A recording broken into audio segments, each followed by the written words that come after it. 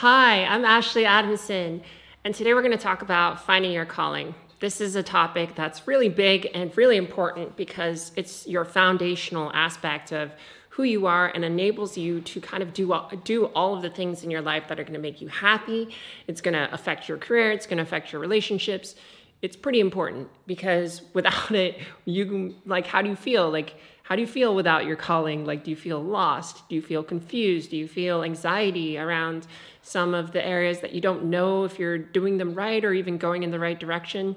This one's a big one, and I want to share with you some of the major realizations and tips that I've had along my own personal journey, putting over 10 years into this discovery, probably 15, into finding my calling, what I'm doing, where I'm going, and all of that. So if this is a video that you think might help you, please like and subscribe it. Subscribe to me, share it with your friends if you think it'll help them too. I want to really help you and give you some of the best stuff that I've learned to shorten your time to getting to where you want to go. Because the more that we can all go to where we want to go and to find the thing that is going to be helping you move forward in life, the more happy people are going to be. I want to say more happier for some reason. The more happy we're all going to be in this world and in this life, right? So that's the topic we're going to explore. And yeah, let's dive in. So the first thing, it kind of sounds backwards to say this, but you need to stop looking for the thing that is your calling. It's great that you may be searching and that you value your calling enough to look at this video, to look at other things that are going to help you find your way. But if you keep putting pressure on yourself to find and discover what this is, it's never going to come to you. It's one of those things where the more you reach for it, the further it gets away, because you put so much stakes on it, you put so much effort and energy on it, and it's just going to keep moving. I don't know, it's just this weird thing. What I instead would recommend you to do, if we say, all right, we're not going to search, we're not going to look, how are we going to get there? What if you just put yourself in positions that expose you to things that help you discover? And this is a more effective technique because what you think you want is not always what you should have. And so if you're attached to this idea, this snapshot of what you think your perfect calling is and where you want to be in life and exactly what it is, you're going to have a hard time getting to it because it's this perfect image in your head. And if it doesn't fit that, I mean, tell me if I'm wrong here, but do you have an image of what your calling is, whether that is a visual image or a feeling?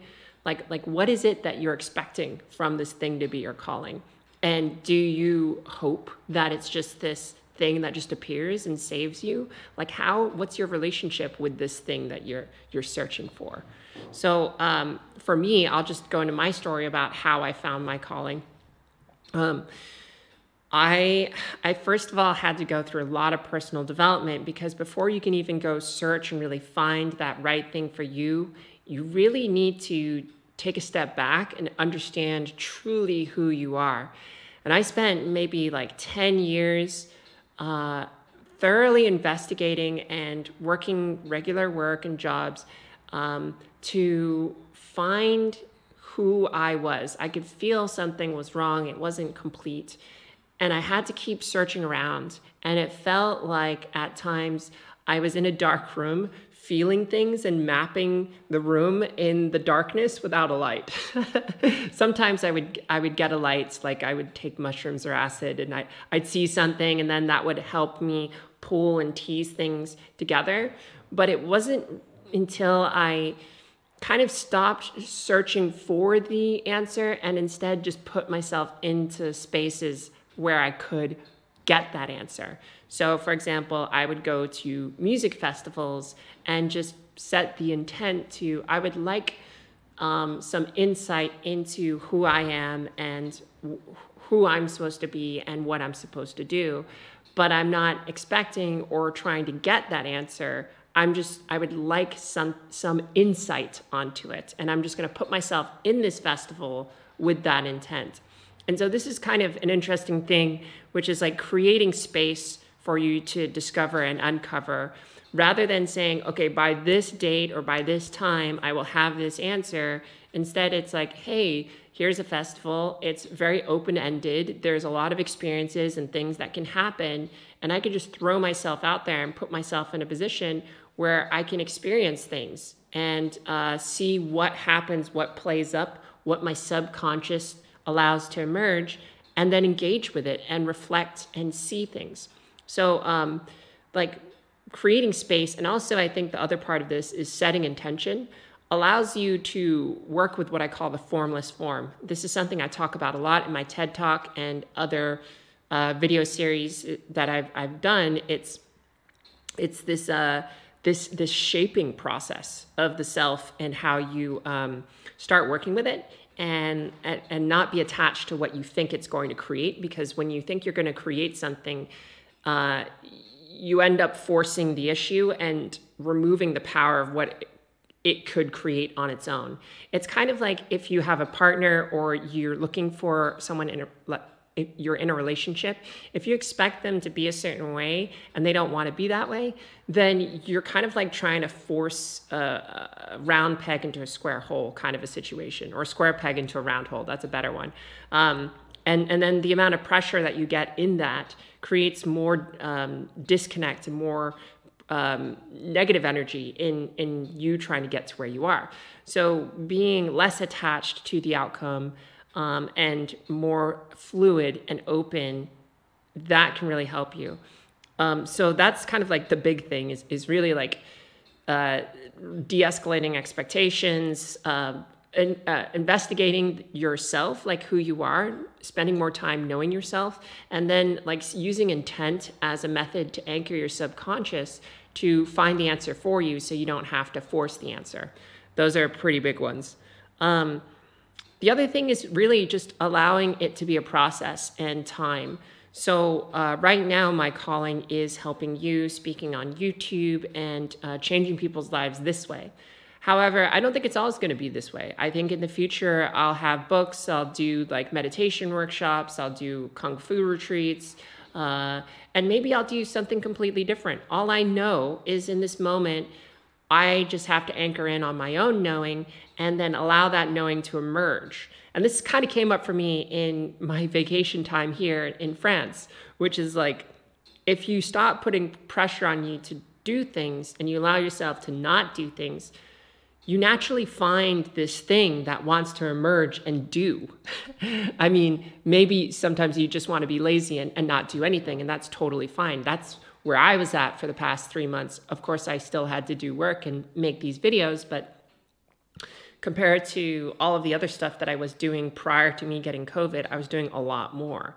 And stepping away from my COVID recovery and just doing things in maintenance mode has allowed a new emergence of my own perception of what I'm called to do in my life that's going to help me. It's kind of like re-examining your life decisions. Sometimes there's this point where you should stop and say, hey, like, this is what I've been doing. Does it make sense for you to keep doing that? Or would it make sense for you to change things, to change the trajectory?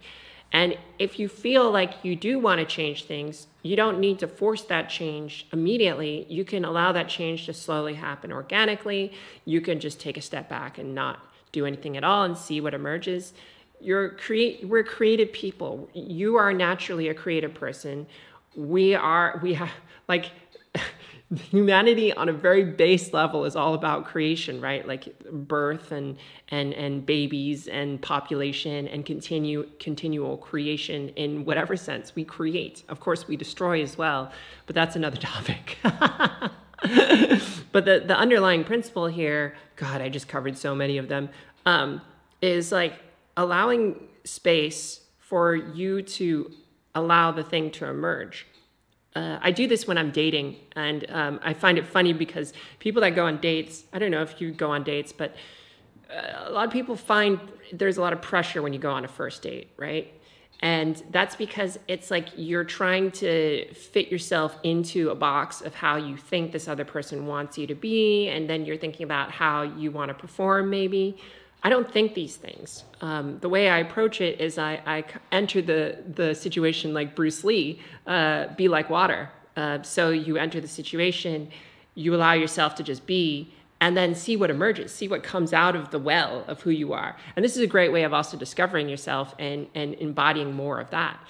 But the calling, the thing that edges you towards where you need to go, that also emerges from the formlessness that is within you, the void, the emptiness.